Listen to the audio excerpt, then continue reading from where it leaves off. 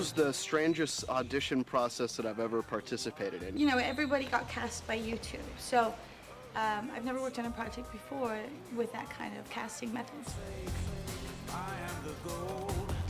Geert and Helmet opened it up to anybody on the globe, basically, to go through YouTube.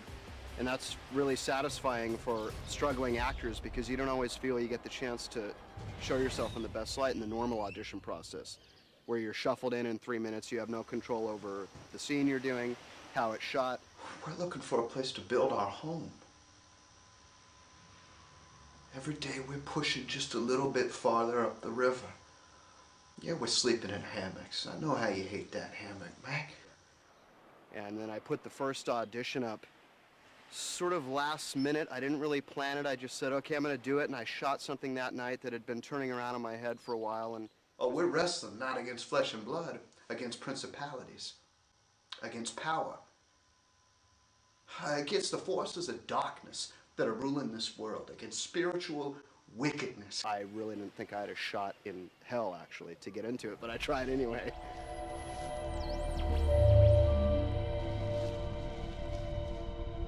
Hi. Oh, we're the Dennings. Well, welcome. The first one I met was Christian who plays Michael, and I read about Michael. I had a different kind of person, or different kind of look, whatever, in my mind. And then when I met him, he was different. Number one thing I was wondering about was the leading lady. What's the working relationship going to be like? What's she going to be like as a person? But then the minute that we started acting together, it was like we had so much chemistry. And to get here and find out on the first day that she was just so down to earth and humble and artistic and creative and friendly just made it so easy, you know? He's just a really cool person, very, very good actor. I'm a carpenter from San Diego originally, and I've been to London once and Mexico once. I mean, when I first heard that they were considering me for the part, they told me right away that we're going to be shooting it in Panama and not actually in the Amazon. What do you think? I was very relieved. It's like, okay, that should be a little easier. What is this? This is medical. It makes us sort of living.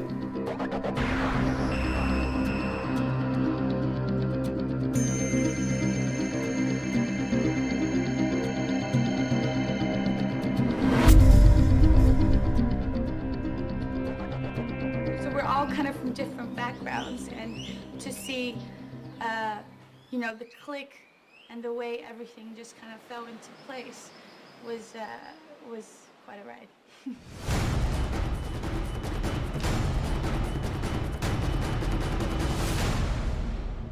The worst thing that can happen is that we die.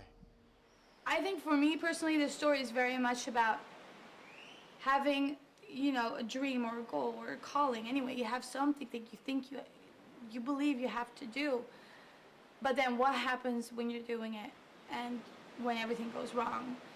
We all have that. We all have dreams, and we all have passions, and we all have ideals, and we all want to follow them, but it's very difficult to to continue with them when things get very tough. But I think if you do, then, it's the most beautiful thing. It's just been the greatest experience of my life. Can I tell you what my last final paranoia was, how it manifested? My last fear was that, because we're trying to maximize budget on this project as much as possible. So they were, the producers were asking cast and crew to share baggage on the plane flight as much as possible. So they were asking me if I could carry one of the sound and cameras bags if I had extra baggage to stay within the limits. So my last fear was, God, they're asking me to transport cocaine to Panama.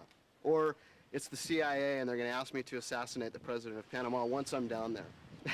But it ended up being, chill and easy. It was an actual film, so that was nice too.